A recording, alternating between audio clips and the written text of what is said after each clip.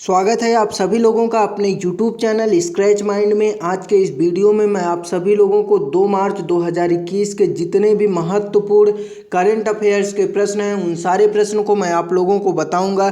तो आइए शुरू करते हैं आज के पहले मोस्ट इम्पॉर्टेंट करंट अफेयर्स प्रश्न के साथ। अभी हाल ही में राष्ट्रीय विज्ञान दिवस मनाया गया है, तो आप लोगों को बताना है कि राष्ट्रीय विज्ञान दिवस कब मनाया जाता है। तो हर साल राष्ट्रीय विज्ञान दिवस 28 फरवरी को मनाया जाता है, यानी कि इस प्रश्न का ऑप्शन नंबर 3 सही है। दोस्तों, हम लोगों को यह पता होना चाहिए 28 फरवरी को ही क्यों राष्ट्रीय विज्ञान दिवस मनाया जाता है।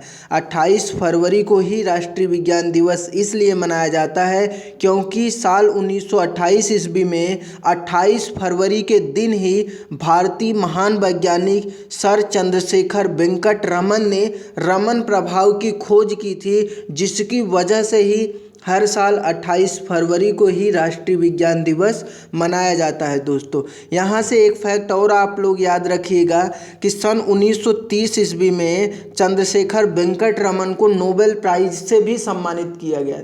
इसे भी आप लोग याद रखिएगा। 1928 में 28 फरवरी के दिन सर वेंकट रमन ने रमन प्रभाव की खोज की थी, जिसकी वजह से राष्ट्रीय विज्ञान दिवस मनाया जाता। जो फैक्ट आप लोगों को एडिशनल फैक्ट के रूप में याद रखना है कि सर चंद्रशेखर वेंकट रमन को 1930 ईस्वी में नोबेल प्राइज से सम्मानित किया गया था। अब दोस्तों, यहाँ से एक क्वेश्चन और बन सकता है कि राष्ट्रीय विज्ञान दिवस 2021 की थीम क्या है। तो थीम है 2021 की फ्यूचर ऑफ STI, यानी कि future of science technology and innovation, impacts on education skills and work. यही इस बार की थीम है राष्ट्रीय विज्ञान दिवस का। एक बार मैं फिर से बता दे रहा हूँ, आप लोग इसे नोट भी कर सकते हैं। थीम है क्या? Future of science technology and innovation, impacts on education skills and work. ये इस बार की थीम है, आप लोग याद रखिएगा। इसके अलावा फरवरी माह में कुछ महत्वपूर्ण दिवस और भी मनाए गए हैं, उनके बारे में भी मैं आप लोगों को बता दे रहा हूं, तो आप लोग ध्यान से सुनिएगा। जैसे 2 फरवरी को विश्व आर्द्रभूमि दिवस मनाया जाता है। अगर पूछ लिया जाए विश्व आर्द्रभूमि दिवस 2021 की थीम क्या थी, तो इसकी थीम थी वेटलैंड्स एंड वाटर। 4 फरवरी को सभी लोगों को पता है विश्व कैंसर जागरूकता दिवस मनाया जाता है, जिसका थीम था I am and I will. विश्व दलहन दिवस 10 फरवरी को मनाया जाता है, जिसका थीम था 2021 का nutritious seeds for a sustainable future. अगर पूछ लिया जाए विश्व दलहन दिवस 2021 की थीम क्या थी, तो थीम थी nutrients seeds for a sustainable future. अभी हाल ही में 11 फरवरी को विज्ञान में महिलाओं व बालिकाओं के लिए एक दिवस मनाया गया था, अंतर्राष्ट्रीय दिवस, जिसका थीम था women scientist at the forefront of the fight against Covid. 13 फरवरी को सभी लोगों को पता है विश्व रेडियो दिवस मनाया जाता है, जिसका थीम था न्यू वर्ल्ड न्यू रेडियो। 21 फरवरी को अंतर्राष्ट्रीय मातृभाषा दिवस मनाया जाता है, तो आप लोग याद रखिएगा। अगर पूछ लिया जाए अंतर्राष्ट्रीय मातृभाषा दिवस की थीम क्या थी, तो आप लोग बताइएगा fostering multilingualism for inclusion in education and society. Theme क्या थी? Fostering multilingualism for inclusion in education and society. तो इस प्रश्न से आप लोगों को इतनी जानकारी मिलती है। अगला प्रश्न है, अभी हाल ही में नम्मा कार्गो सेवाओं को किस राज्य की सरकार ने शुरू की है। तो अभी हाल ही में नम्मा कार्गो सेवाएं को कर्नाटक की सरकार ने शुरू की है, यानी कि इस प्रश्न का ऑप्शन नंबर 1 सही है। अभी हाल ही में कर्नाटक के मुख्यमंत्री श्री BS येदियुरप्पा जी ने बंगलौर में नम्मा कार्गो सेवाएं शुरू की हैं। नम्मा कार्गो सेवाओं के माध्यम से राज्य सरकार परिवहन निगम अधिक राजस्व उत्पन्न करने के लिए पार्सल का परिवहन करेगा। तो आप लोगों को पता चल गया कि जो नम्मा कार्गो सेवाएं शुरू की गई है कर्नाटक गवर्नमेंट के द्वारा, इसका मेन उद्देश्य है कि अधिक राजस्व उत्पन्न करना। ठीक, अब दोस्तों इसे शुरू किया गया है कर्नाटक गवर्नमेंट के द्वारा। तो कर्नाटक के बारे में हमें पता होना चाहिए। कर्नाटक की राजधानी क्या है? बेंगलुरु, सबको पता है। और बेंगलुरु से आप लोगों को याद रखना है कि बेंगलुरु में अपने स्पेस एजेंसी इसरो का मुख्यालय भी है, तो याद रखिएगा आप लोग। अगर मुख्यमंत्री तो पता ही चल गया, कर्नाटक के मुख्यमंत्री कौन है? श्री BS येदियुरप्पा जी हैं, जो कि बीजेपी पार्टी से हैं। अगर गवर्नर की बात करूं तो कर्नाटक के गवर्नर हैं वजुभाई वाला जी। मुख्य न्यायाधीश की बात करूं तो कर्नाटक के मुख्य न्यायाधीश हैं अभय श्रीनिवास ओका जी। कर्नाटक की लोकसभा में कितनी सीटें हैं? तो कर्नाटक की लोकसभा में 28 सीटें हैं, राज्यसभा में 12 सीटें हैं और विधानसभा में 224 सीटें हैं। लेकिन टोटल सीटों की बात करूं विधानसभा में तो 225 सीटें हैं। अब दोस्तों यहाँ पर कुछ योजनाएं और भी शुरू की गई हैं अदर स्टेट द्वारा, उनके बारे में भी मैं आप लोगों को बता देता हूँ। अगर पूछ लिया जाए आप लोगों से, भिखारी मुक्त योजना कौन से राज्य की सरकार ने शुरू की है? तो आप लोगों को पता होगा, अभी हाल ही में भिखारी मुक्त योजना राजस्थान गवर्नमेंट के द्वारा चलाया जा रहा है। चाय बगीचा धन पुरस्कार योजना असम सरकार के द्वारा चलाया जा रहा है, आप लोग याद रखिएगा। उत्तर प्रदेश राज्य की सरकार ने अभी हाल ही में एक योजना शुरू की है, भूमि की धोखाधड़ी को रोकने के लिए सभी ज़मीनों में 16 अंक का यूनिकोड देने की योजना शुरू की गई है उत्तर प्रदेश गवर्नमेंट के द्वारा, याद रखिएगा आप लोग। देश की पहली चिकित्सा शिक्षा छात्र बीमा योजना को मध्य प्रदेश राज्य की सरकार ने अभी हाल ही में शुरू की है, तो इसे भी आप लोग याद रखिएगा। चिकित्सा शिक्षा छात्र बीमा योजना किस सरकार द्वारा शुरू की गई है? मध्य प्रदेश सरकार द्वारा। मध्य प्रदेश सरकार ने एक योजना को और भी शुरू की है जिसका नाम है मुख्यमंत्री आशीर्वाद योजना। अगला प्रश्न है, अभी हाल ही में किस देश की सुपर मॉडल और समाज सेवी नतालिया वोडियानोवा को संयुक्त राष्ट्र गुडविल की ब्रांड एम्बेसडर बनाया गया है?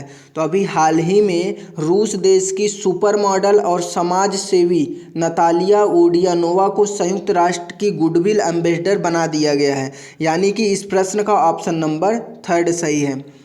अब दोस्तों हम लोग बात कर लेते हैं रूसी सुपर मॉडल और समाज सेवी नतालिया के बारे में।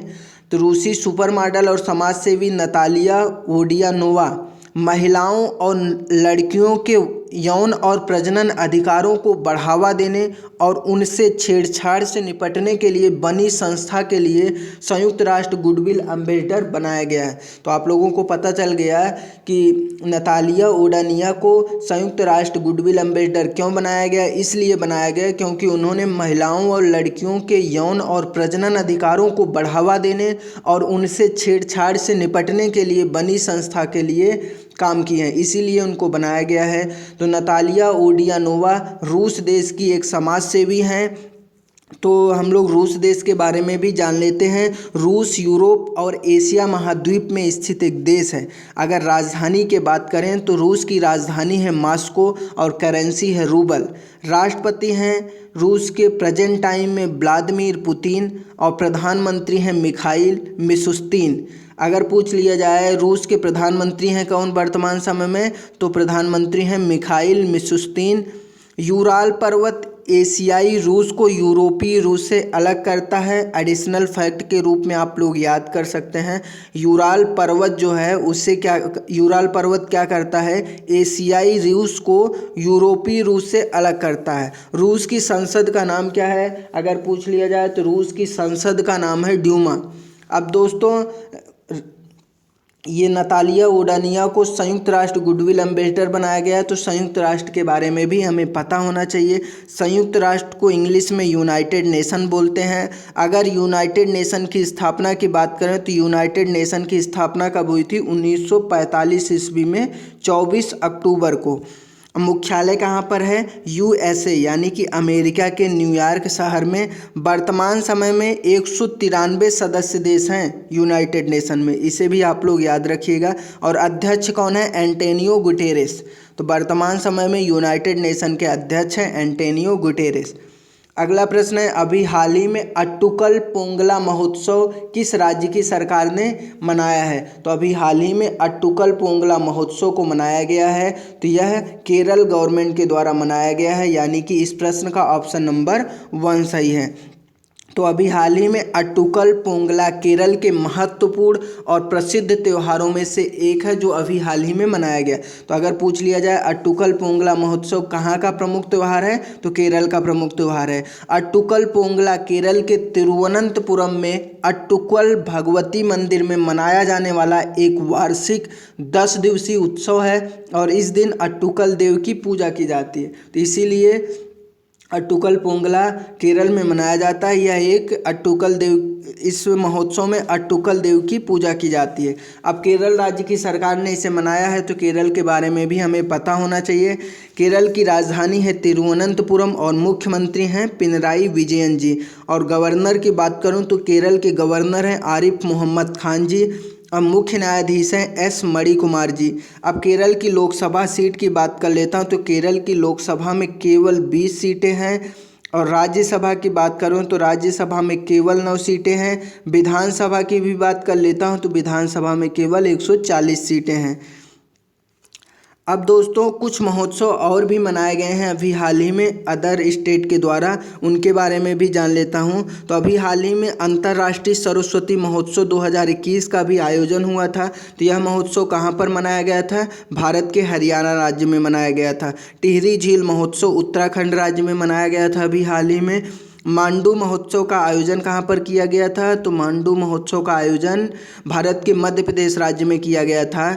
अगर पूछ लिया जाए काला घोड़ा महोत्सव का आयोजन कहाँ पर किया गया था, तो काला घोड़ा महोत्सव का आयोजन महाराष्ट्र राज्य में किया गया था।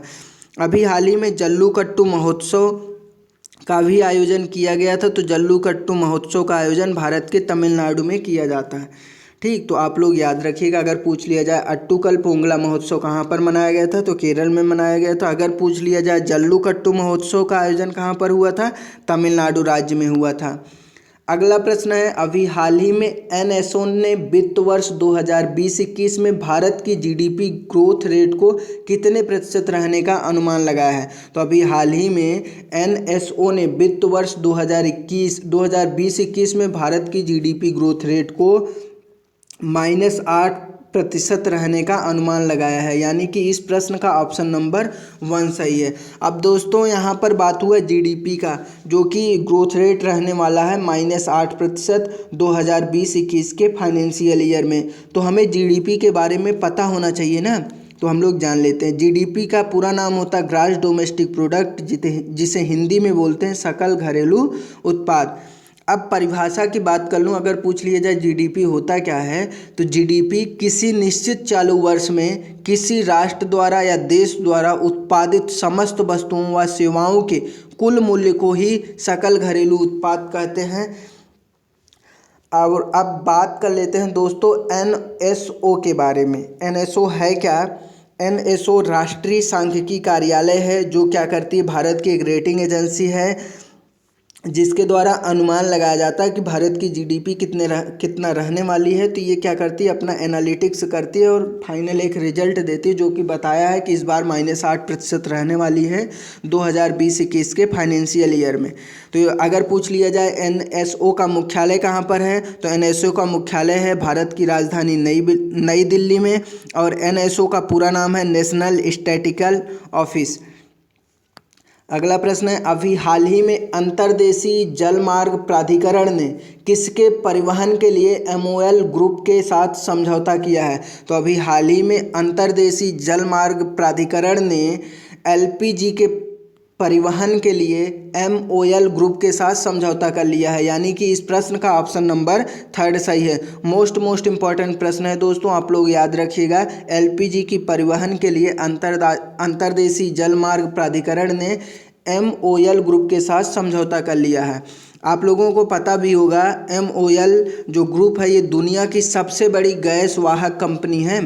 और एलपीजी की बात करूं, एलपीजी का पूरा नाम है लिक्विफाइड पेट्रोलियम गैस, जो कि 48% ब्यूटेन, 48% प्रोपेन और 50% ब्यूटेन और लगभग 2% पेंटेन का मिश्रण होता है एलपीजी। अब MOL दुनिया की सबसे बड़ी गैस वाहक कंपनी है जो कि हंगरी की बहुराष्ट्रीय तेल और गैस कंपनी है। अगर स्थापना की बात करें तो MOL ग्रुप की स्थापना कब हुई थी? 1957 ईस्वी में हुआ था, जिसका मुख्यालय है बुडापेस्ट हंगरी में।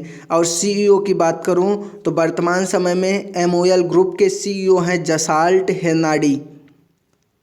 अगला प्रश्न है, अभी हाल ही में G20 सेंट्रल बैंक के गवर्नर्स की बैठक में भारत की तरफ से कौन शामिल हुआ है? तो अभी हाल ही में G20 सेंट्रल बैंक के गवर्नर्स की बैठक हुई थी, जिसमें भारत की तरफ से वित्त मंत्री यानी कि फाइनेंस मिनिस्टर श्रीमती निर्मला सीतारमण जी ने शामिल हुई थी, यानी कि इस प्रश्न का ऑप्शन नंबर 1 सही है। अब दोस्तों यहाँ पर बात हुआ G20 का, तो G20 के बारे में हमें पता होना चाहिए, जिसे ग्रुप ऑफ 20 बोलते हैं, जिसमें 19 देश हैं और एक यूरोपियन संघ भी है। अगर G20 की स्थापना की बात करूं तो इसकी स्थापना 26 सितंबर 1999 ईस्वी में हुआ था। तो G20 की स्थापना कब हुई थी? 1999 ईस्वी में 26 सितंबर को।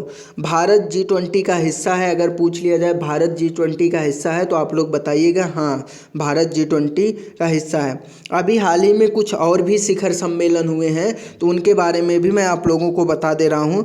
जैसे अभी हाल ही में फ्रांस देश की सरकार ने वीडियो कॉन्फ्रेंसिंग के माध्यम से चौथी वन प्लैनेट समिट 2021 सम्मेलन की मेज़बानी की थी। तो आप लोग याद रखिएगा, G7 समिट 2021 का आयोजन किसके द्वारा किया गया था? तो यूनाइटेड किंगडम के द्वारा किया गया था। G7 समिट 2021 की अध्यक्षता की गई थी। अभी हाल ही में रमेश पोखरियाल निशंक जी ने अंतर्राष्ट्रीय अखंड महोत्सव EDUCON 2020 का उद्घाटन किया है। 10 फरवरी 2021 को प्रधानमंत्री नरेंद्र मोदी विश्व सतत विकास शिखर सम्मेलन 2021 के 20वें संस्करण का उद्घाटन किया था। मोस्ट इम्पॉर्टेंट फैक्ट है दोस्तों, आप लोग याद रखिएगा, अभी हाल ही में 10 फरवरी 2021 को भारत के प्रधानमंत्री श्री नरेंद्र मोदी जी ने विश्व सतत विकास शिखर सम्मेलन 2021 के 20वें संस्करण का उद्घाटन किया था। यहाँ से आप लोग एक चीज़ और भी याद रख सकते हैं, अभी हाल ही में आसियान इंडिया हैकाथॉन 2021 को रमेश पोखरियाल निशंक द्वारा संबोधित किया गया था, इसे भी आप लोग याद रखिएगा।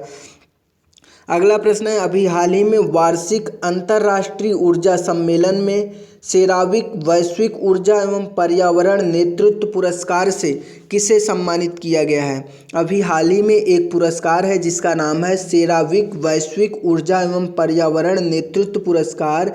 इस पुरस्कार से सम्मानित किए गए हैं भारत के प्रधानमंत्री श्री नरेंद्र मोदी जी ने। तो अभी हाल ही में भारत के प्रधानमंत्री नरेंद्र मोदी को वार्षिक अंतर्राष्ट्रीय ऊर्जा सम्मेलन में सेरावीक वैश्विक ऊर्जा एवं पर्यावरण नेतृत्व पुरस्कार प्रदान किया जाएगा। आर्थिक विकास, गरीबी घटना और नए ऊर्जा भविष्य के पथ पर आगे बढ़ते हुए भारत वैश्विक ऊर्जा और पर्यावरण के एक केंद्र के तौर पर उभरा है, आप लोगों को ये पता ही होगा। और वैश्विक ऊर्जा पहुंच सुनिश्चित करते हुए अच्छे भविष्य के लिए जलवायु परिवर्तन संबंधी लक्ष्यों को पूरा करने के लिए यह पुरस्कार भारत के प्रधानमंत्री को दिया जाएगा। अब कुछ और अवार्ड के बारे में बात कर ले रहा हूं जो अभी हाल ही में दिए गए हैं। जैसे राष्ट्रीय सड़क सुरक्षा पुरस्कार 2021 की बात किया जाए तो राष्ट्रीय सड़क सुरक्षा पुरस्कार 2021 से वीरेंद्र सिंह राठौड़ को सम्मानित किया गया था। ठीक, Indian personality of the year पुरस्कार से विश्वजीत चटर्जी को सम्मानित किया गया है। स्क्वॉच चैलेंजर पुरस्कार से जनजातीय मामलों के मंत्रालय को सम्मानित किया गया है। नेल्सन मंडेला विश्व मानवतावादी पुरस्कार से रवि गायकवाड़ को सम्मानित किया गया है।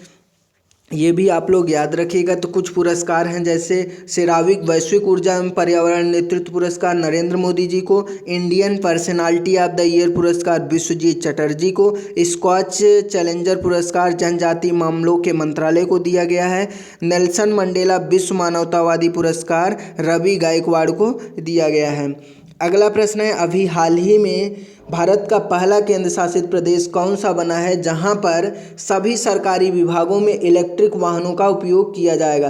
तो ऐसा करने वाला भारत का पहला केंद्र शासित प्रदेश दिल्ली बन गया है, यानी कि इस प्रश्न का ऑप्शन नंबर 2 सही है। अभी हाल ही में दिल्ली सरकार के सभी विभाग अब सिर्फ इलेक्ट्रिक वाहनों का इस्तेमाल करेंगे। दिल्ली के उप मुख्यमंत्री मनीष सिसोदिया ने कहा है कि अगले 6 महीनों के भीतर सभी गाड़ियों को इलेक्ट्रिक वाहनों में बदल दिया जाएगा। इस फैसले से देश और दुनिया के अन्य शहरों को प्रदूषण और जलवायु परिवर्तन के मामलों से निपटने के लिए प्रेरणा मिलेगी।